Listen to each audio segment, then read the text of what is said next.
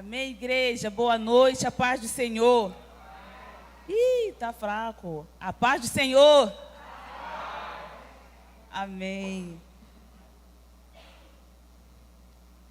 O que os irmãos entendem ou pensam, o que vem na sua mente quando os irmãos ouvem essa palavra? Acesso. Acesso. Quem quer arriscar? Entrada. O que mais? Abertura. Permissão. Tem essa expressão, né? Ih, o local é difícil acesso. Já ouviram? Nossa, mas me convidaram para um local, mas é de difícil acesso. Ou pode ser o contrário também. Ih, o local é de fácil acesso. Não tem essa expressão? Mas tudo que os irmãos compartilharam também faz parte da palavra acesso, que significa integrar, ingressar, entrada. Hoje Deus quer falar, quer nos ensinar, através da palavra dele, sobre o acesso a ele. O acesso, essa mesa, linda por sinal, muito bem decorada, faz parte desse acesso. Eu e você temos acesso ao Pai, um acesso direto a Deus através de Jesus. E aí nós vamos ver, no decorrer da mensagem, da palavra dele, que esse acesso vai depender da nossa postura, do nosso posicionamento e entrar nesse acesso. E a gente vai refletir o que pode nos impedir de acessar. Porque através de Jesus, o que nos impedia, né? A palavra vai dizer que o véu do templo foi rasgado. Eu e você, nós temos livre acesso ao Pai. Mas será que hoje ainda, no tempo da graça, tem algo que nos impede de acessar livremente? O tema da mensagem de hoje é níveis de acesso. E eu peço que você abra a sua Bíblia em João capítulo 20.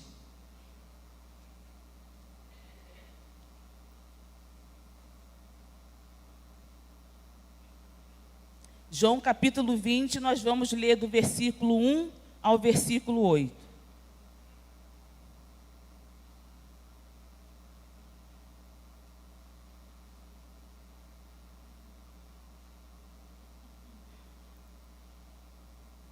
Amém? Diz assim a palavra do Senhor.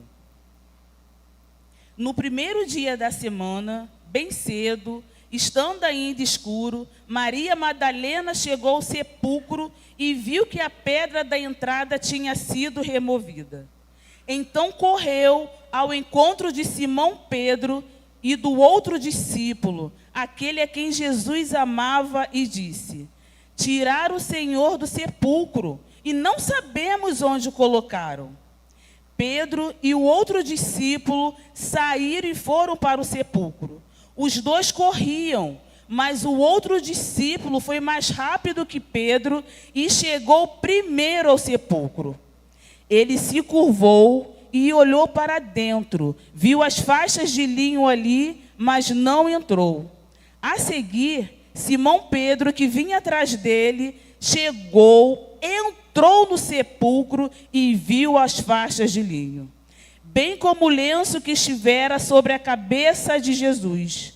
Ele estava dobrado à parte, separado das faixas de linho. Depois, o outro discípulo, que chegara primeiro ao sepulcro, também entrou. Ele viu e creu. Vou até o 9. Eles ainda não haviam compreendido que, conforme a Escritura, era necessário que Jesus ressuscitasse dos mortos. Amém. Esse texto que nós lemos, ele retrata a ressurreição de Jesus. Né? Nós vimos nos capítulos anteriores, no verso 19, vai falar sobre a morte, sobre o sepultamento, e aí chega no capítulo 20, a gente vê ali a parte da ressurreição, mas havia todo um contexto, né? Nós sabemos da história do sepultamento, da crucificação, mas em especial nesse capítulo, nós vemos que Maria Madalena era comum, naquela época, tanto os pagãos quanto os judeus irem visitar os mortos. Então, assim, Jesus estava enterrado. E Maria Madalena sai para poder ver onde que tinha colocado o mestre e foi lá para ver lá o sepulcro. Só que quando ela chega lá, nós sabemos bem da história, a pedra estava removida. Entra no cenário comigo, imagine a cena. A história vai dizer que a pedra media em torno de 1 a 2 metros. Você imagina, pesava de 1 a 2 toneladas. Humanamente falando, era impossível, né, alguém ir lá e remover a pedra. E ela chegando lá, se deparou com essa cena, uma pedra dessa extensão, desse peso, tonelada. Removida, ela ficou totalmente... Eu visualizo o espanto, o medo, o pavor de ver aquilo. E aí Maria Madalena sai correndo. Por que Maria Madalena saiu correndo? Havia todo um contexto cultural daquela época. As mulheres, de acordo lá com a lei judaica, elas não tinham vez, elas não tinham voz, e elas não poderiam testemunhar. Pensa comigo. Humanamente era impossível remover aquela pedra. A pedra estava removida. Uma mulher não tinha voz e não poderia testemunhar aquilo. Deus é tão tremendo que todo o cenário envolvendo isso, uma coisa vai concordando com a outra. O que ela faz? Ela não fica com aquela informação só para ela. Ela sai correndo e aí vai ao encontro de 2 discípulos. Que um fala que é Simão Pedro e o outro, o discípulo a qual Jesus amava. Aqui em João não fala, mas esse discípulo era o João, o evangelista. E por que foi ao encontro deles e eram os 2 naquele local? Porque o contexto histórico daquela época falava que só podia testemunhar algo como verídico se tivesse 2 homens. Então, assim, não tinha como contestar a veracidade do fato da ressurreição de Jesus. E aí Simão Pedro e João ouviram a informação de Maria Madalena e o que eles fazem? Eles ouviram aquilo, os 2 tiveram a mesma motivação, mas com posturas completamente diferentes. Quando a gente discorre e sabe um pouquinho da história de cada um, nós vemos que eram 2 discípulos com temperamentos completamente diferentes. João, a Bíblia fala que ele é mais tranquilo, reservado. Simão Pedro, mais explosivo, mais fleumático, mais, né? E aí eles têm a mesma motivação. Vou lá verificar esse fato. E aí o texto fala que os 2 fizeram o quê? Saíram correndo. Os 2 saíram correndo. E aí nós vamos analisar aqui como é que foi esse desdobramento. A mesma informação, a motivação inicial igual, mas com posturas completamente diferentes. Vamos analisar. Vamos ver o que diz o verso 3. Os 2 receberam a mesma mensagem, né, nisso que diz, Pedro e outro discípulo saíram e foram para o sepulcro. Até aí tudo bem. A mesma disposição, no verso 4, fala assim, ó, os 2 corriam, mas o outro discípulo foi mais rápido que Pedro. Tudo bem também, nós somos seres diferentes, nem todo mundo tem o mesmo ritmo, nem todo mundo tem o mesmo condicionamento, não é verdade? Um chegou mais rápido, até aí tudo certo. Mas o que chegou primeiro, se a gente for analisar, se eu estou numa corrida, se eu cheguei primeiro, Eu vou constatar a informação primeiro, sim ou não? Ele chegou primeiro, mas ele paralisou. Ele não acessou. A Bíblia fala que ele chegou primeiro, o que ele fez? Olha aí na sua Bíblia. Ele entrou?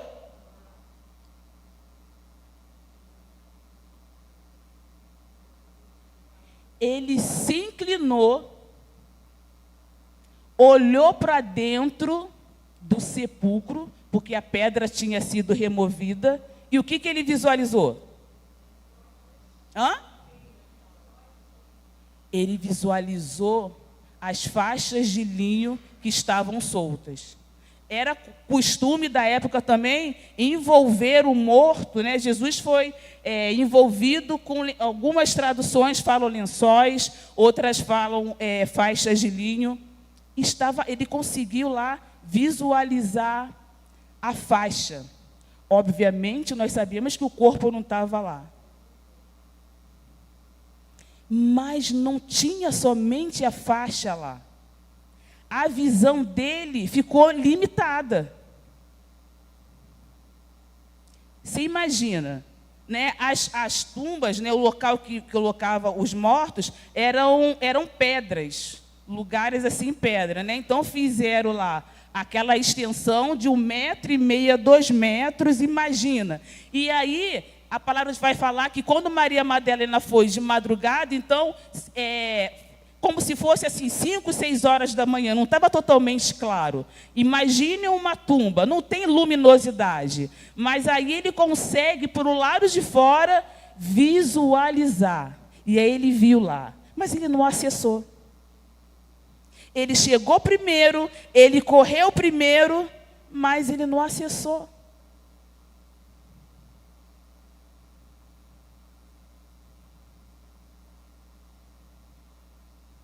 Ele não conseguiu enxergar um sinal muito necessário que o nosso mestre tinha deixado, que simboliza para nós até hoje o símbolo da sua morte e ressurreição. E em contrapartida, Simão Pedro, que não ganhou na corrida, chegou depois de João, com postura completamente diferente, com posicionamento completamente diferente. Eu cheguei por último, mas eu acesso. Ele chegou e ele entrou. Ele não ficou para o lado de fora observando. Ele acessou o local onde colocaram o nosso mestre. E o que ele viu? O que está escrito na sua Bíblia?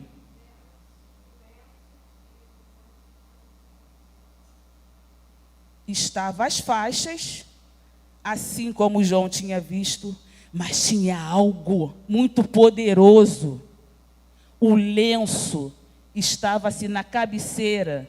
Quando crucificaram que Jesus foi morto, ele foi enrolado num pano e colocaram o lenço sobre a sua cabeça. E quando Simão Pedro acessa aquele local e que ele olha o lenço, e aí sim, logo em seguida, João entra e viu. E o que a palavra está falando? Vamos lá para a Bíblia. Finalzinho do verso 8. O que aconteceu? Depois o outro discípulo, que chegara primeiro ao sepulcro, também entrou. Ele viu e... Por que ele não creu antes? Ele foi o primeiro a chegar? Ah, irmãos, isso nos ensina muito, muito, muito, muito. Ele viu e creu. Mas o que tinha esse lenço de tão extraordinário? Porque somente a faixa já simbolizava. Primeiro, o milagre de uma tumba, de uma pedra imensa, 2 toneladas, serem removidas sobrenaturalmente, que nós sabemos que foi o anjo que removeu. E não só isso, as faixas de linho lá, e não só isso, o lenço dobrado. E o que significa lenço dobrado?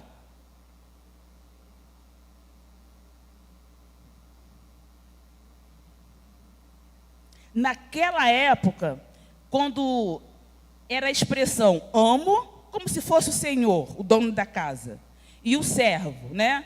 Então, quando o amo, lá com o chefão, o dono da casa, né, tinha os servos que colocavam a mesa da alimentação. E aí tinha essa simbologia, né? Colocava lá a mesa, o servo sentava, e aí depois que ele acabasse de comer, o que ele fazia? Ele pegava, como se fosse hoje o nosso guardanapo, ele pegava o lenço, limpava a boca, os dedos, a barba. É assim a cultura daquela época, meio esquisito, né? Limpar a barba nos dá a intenção que babava tudo, mas era exatamente assim que acontecia naquele mundo bíblico dessa época aqui. Ele limpava a boca, os dedos, a barba, e pegava aquele lenço embolado e deixava na mesa. O que isso significava? O servo botava a mesa e ficava de longe. Quando o servo visualizava aquele lenço embolado, significava dizer assim: terminei. E o amo saía da mesa. Aí o servo ia lá, tirava os utensílios, né, tirava o resto da alimentação. Mas quando aquele amo comia e deixava o lenço dobradinho do lado do prato, ele estava querendo dizer assim, ó: não mexe na mesa não, eu voltarei. Você está entendendo o significado daquele lenço dobrado naquele túmulo? Jesus estava comunicando para aqueles 2 discípulos: ó, eu terminei, mas eu voltarei. Eu voltarei. É isso, essa mesa simboliza isso para mim e para você até hoje. Ele foi, mas ele vai voltar. E desde aquele tempo ele simbolizou isso para os discípulos: ó, eu terminei.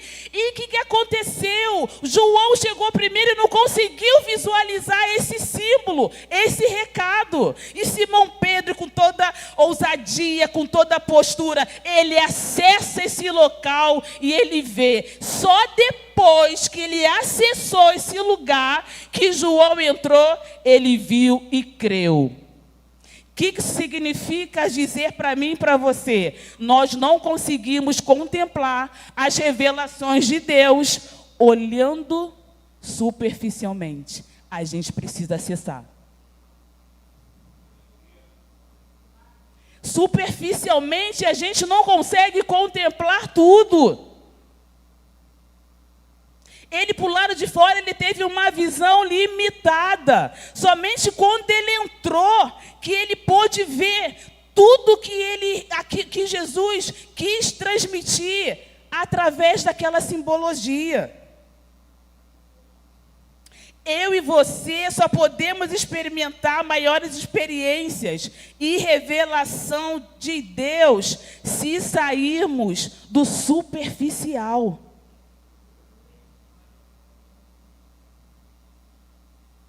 Não é assim? Imaginem uma piscina.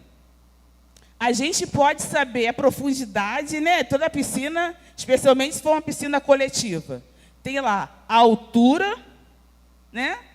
Aí a gente fala: a piscina é funda, a piscina é rasa. Então, eu, por lado de fora, eu sei as especificações dela, não é verdade? A gente não sabe numa piscina? E a piscina é funda, a piscina é rasa? Tem que ter lá 1,5 m, 2 metros. Mas, de fato, a gente só vai experimentar a profundidade se a gente entrar dentro da piscina. Sim ou com certeza? Por lado de fora, a gente pode ter uma ideia, mas quando a gente acessa, quando a gente entra para dar uma nadadinha e um mergulho, que, de fato, a gente vai ver a dimensão dela. Eu nunca mergulhei, assim, em mar aberto, mas quem aqui já teve essa experiência de mergulho? Já? Quem já teve? Eu nunca tive, até porque eu nem sei nadar. Mas eu pesquisando e vi, mesmo as pessoas que não sabem nadar, se usar um equipamento, pode. Mas imagine aí, visualiza, um mar que a gente sabe que tem cheio de espécies dentro dele. Se a gente for assim na praia, Recreio, Barra, sei lá, escolhe uma praia da sua preferência. Aí você olha, a gente sabe porque a gente vê televisão, tem os livros, mas a gente olhando o mar, a onda, a gente tem noção dos corais, dos peixes, de outras espécies? A gente tem noção? Não. A gente só vai ter noção quando o quê? Quando a gente mergulhar.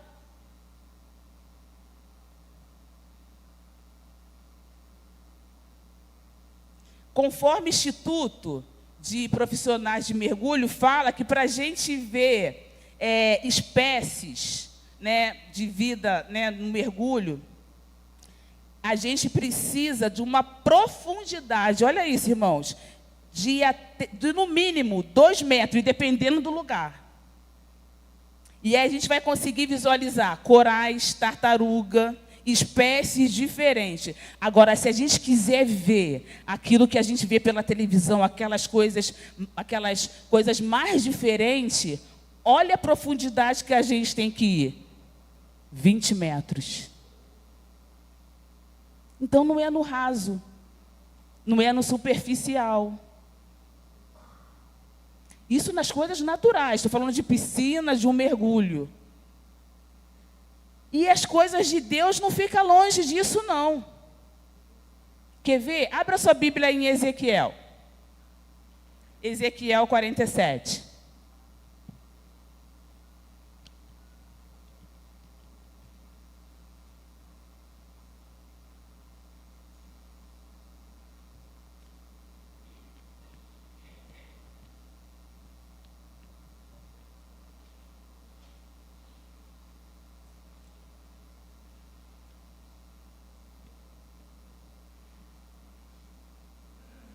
Vamos ler Ezequiel 47, verso 1 a 6. Isso aqui foi uma visão que Ezequiel teve. As águas que saíam do templo. O homem levou-me de volta à entrada do templo e vi a água saindo debaixo da soleira do templo e indo para o leste, pois o templo estava voltado para o oriente. A água descia de debaixo do lado sul do templo, ao sul do altar. Ele então me levou para fora, pela porta norte, e conduziu-me pelo lado de fora até a porta externa que dá para o leste, e a água fluía do lado sul. O homem foi para o lado leste com uma linha de medir na mão, e enquanto ia, mediu 500 metros, e levou-me pela água, que batia no tornozelo. Ele mediu mais 500 metros e levou-me pela água que chegava ao joelho. Mediu mais 500 e levou-me pela água que batia na cintura. Mediu mais 500, mas agora era um rio que eu não conseguia atravessar, porque a água havia aumentado e era tão profunda que só podia atravessar a nado. Era um rio que não se pode atravessar andando. Ele me perguntou: filho do homem, você vê isto? Olha isso. Isso daqui foi uma visão que Ezequiel teve. E aí o anjo do Senhor foi conduzindo ele para ir, ó. Entrou no rio, e aí ele foi joelho, depois tornozelo, depois joelho, e aí ele foi aumentando o nível, até chegar numa posição que ele não tinha mais controle. Ele não tinha mais controle. Aí o que o Espírito Santo de Deus fez? Conduziu ele de volta para a margem. Preste atenção, irmãos. Só depois que ele passou por esse nível e que foi conduzido lá no início, que ele recebe a pergunta do anjo, ó: filho do homem, você vê isso? O que isso quer dizer? Não dá para ver se a gente não entrar. Não dá para ver se a gente não mergulhar. Não dá para ver se a gente não acessar. Não dá para ver se a gente não tiver uma experiência. Não dá para ver no superficial. Não dá para ver somente visualizando. Eu tenho que experimentar. Foi isso que aconteceu com os discípulos. A visão dele ficou limitada porque ele não acessou. Aqui em Ezequiel a mesma coisa. O anjo Espírito de Deus levou ele, passeando lá. Você passeou? Você teve essa experiência? Filho, volta aqui, vem cá. O que você vê? Eu só posso falar do que eu vejo quando eu vivo, quando eu pratico. Eu não posso falar só por falar. Com Deus é assim. A gente precisa ter uma experiência real. Eu não posso ter uma experiência só, eu sou... Não, eu preciso viver uma vida com Jesus. Eu preciso testemunhar Jesus, às vezes sem eu abrir minha boca. Porque o testemunho da minha vida vai falar por si só. E isso é experiência profunda. E aí... que Jeremias lá, capítulo 29, verso 3, vai falar? Vocês me procurarão e me acharão quando me procurarem de todo o coração. Um versículo tão conhecido, mas o que ele quer dizer para nós? Totalidade. Coração todo mundo tem. Ele não está falando quando vocês me buscarem de coração. Está falando isso? Eu não pedi para você abrir, mas se quiser abrir, para confrontar com a minha versão, mas na sua versão está escrito assim também. Vocês me procurarão e me acharão quando me procurarem de totalidade, todo coração. Então, níveis de acesso não pode ser pouquinho. Níveis de acesso não pode ser quebrado. Níveis de acesso tem que ser por completo. De todo o coração. Sabe, irmão, assim como aqueles discípulos, que acessaram esse local, se a gente for fazer essa comparação, nós podemos observar que não se trata de agilidade. Tem uma expressão horrorosa aí, no mundo, na sociedade. Chegou primeiro, já quer sentar na janela. Horrível.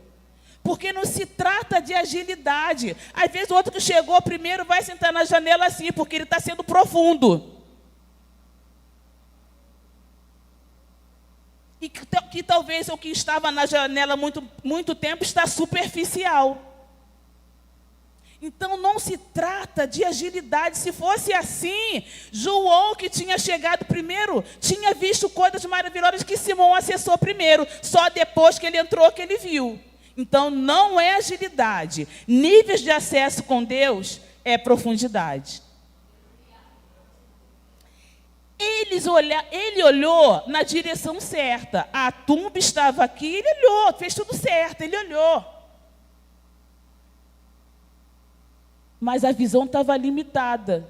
O que isso fala comigo e com você? Não basta eu olhar para a direção certa, se eu não me mover para acessar o caminho certo. Não adianta você ouvir de Jesus, saber que existe uma Bíblia, ouvir a história de Jesus, ou até foi lá ver The Chosen.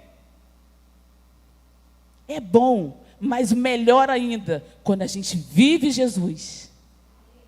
Quando a gente tem Jesus. Quando a gente quer andar com Jesus. É isso que importa.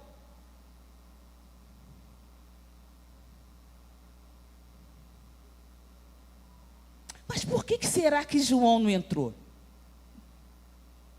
Ele chegou primeiro. E aí a gente começa a discorrer que algumas situações podem nos impedir de ter um acesso maior. A Bíblia não relata, mas não poderíamos falar que ele ficou com medo? Ai, meu Deus. Ele não entrou. Podemos falar que talvez ele tenha ficado inseguro?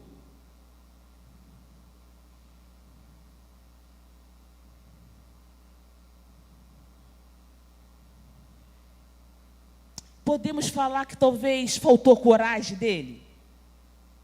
Correu tanto, chegou primeiro para ficar no meio do caminho? Podemos falar que talvez ele ficou com comodismo? Já vi as faixas, tá bom, eu acho que não tem nível maior, não tem mais coisas ali para mostrar. Esse talvez, eu estou levantando hipóteses. Não está escrito na Bíblia, mas o que fez ele paralisar? E se trouxermos para a nossa vida cristã, muitas vezes nós não acessamos os lugares maiores de Deus por coisas que tentam nos impedir.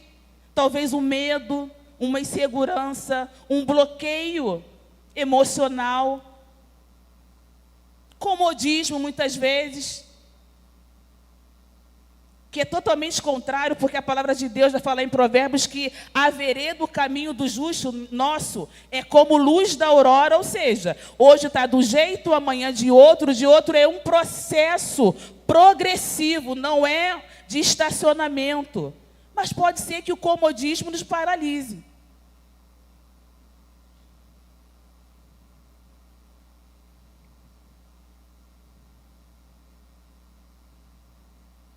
E a gente vê, durante toda essa narrativa, que é somente com a intimidade com o Pai que nós teremos grandes revelações sobre Jesus. É somente, irmãos, somente quando nós acessamos níveis maiores.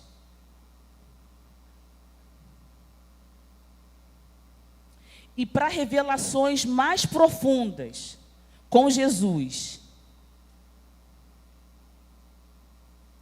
eu coloquei aqui 3 indicações para servir de norte para nós.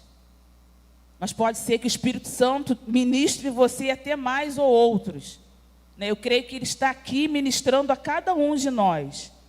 Mas o primeiro ponto que eu coloquei aqui, para revelações mais profundas, para que possamos acessar esse nível na sua totalidade, na sua integralidade, é renúncia. A gente precisa abrir mão de tudo que nos limita, que nos impede de avançarmos, de acessar com total plenitude e de experienciar uma intimidade profunda no nosso relacionamento com Jesus. Renúncia. Em Lucas, lá, capítulo 9, verso 23, vai falar: se alguém quer vir após mim, negue-se a si mesmo. E essa renúncia é diária. Hoje eu não vou ver essa programação ou fazer isso, porque eu ainda não fiz meu devocional. Hoje me chamaram para algum local, mas eu não posso ir porque ainda não tive o meu secreto com Deus. É renúncia todos os dias. É uma vida de secreto todos os dias. Glória, unção, intimidade, não é no automático, é vida diária com Deus. Renúncia. Negar a si mesmo. E negar a si mesmo não é fácil, porque isso tem a ver com mortificar a nossa carne. Porque ela deseja coisas que é contrário ao nosso crescimento espiritual. Sempre o nosso espírito vai militar, ele vai lutar com a nossa carne. Não é fácil, mas é renúncia.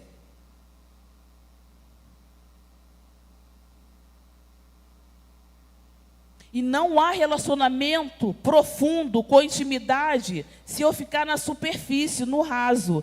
E o segundo ponto é um mergulho. Mas não na piscina, não no exemplo no mar. Um mergulho na palavra.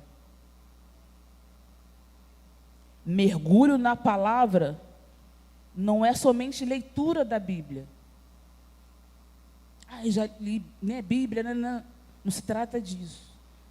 É da gente pegar, você não, nós, né? Todos nós, pegar pelo menos um versículo e aplicar na nossa vida. Isso não tem a ver somente com leitura.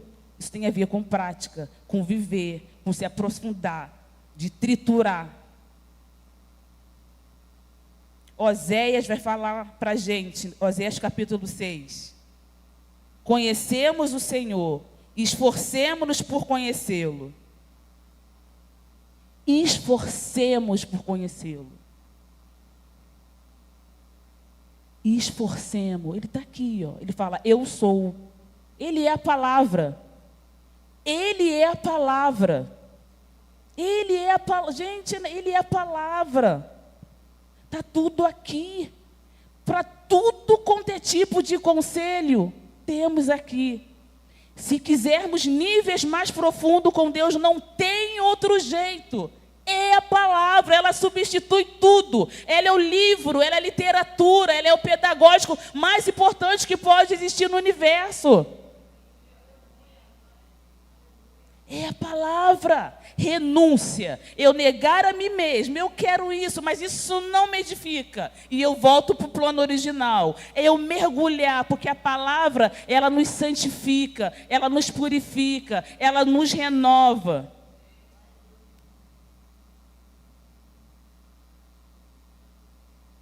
E o terceiro ponto. Está por último, mas não é primeiro, segundo, terceiro, estão no mesmo nível. Na verdade, um completa o outro. Fé. João acessou aquele local. E a palavra de Deus falar, ele viu e creu.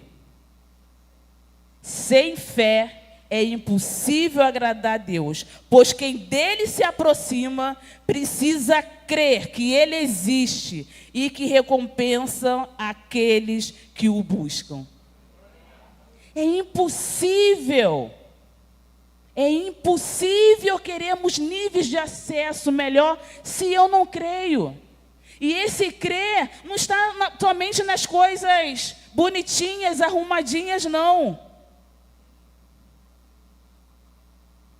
Qualquer dia eu conto, alguns sabem, talvez poucos, testemunha aqui, quando tudo está ruim, eu já tive diagnóstico de morte.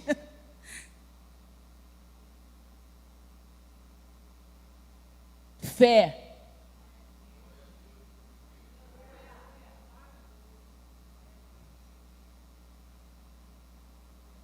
Está tudo bem?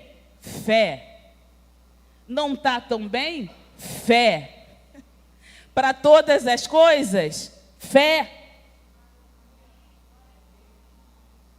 Se quisermos níveis maiores com Deus, não tem como, eu não vejo, sabe, a gente abrir mão dessas três coisas. Renúncia, mergulho na palavra e fé.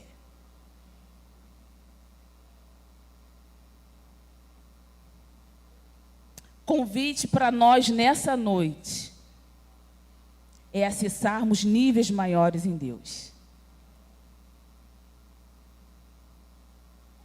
Essa mesa representa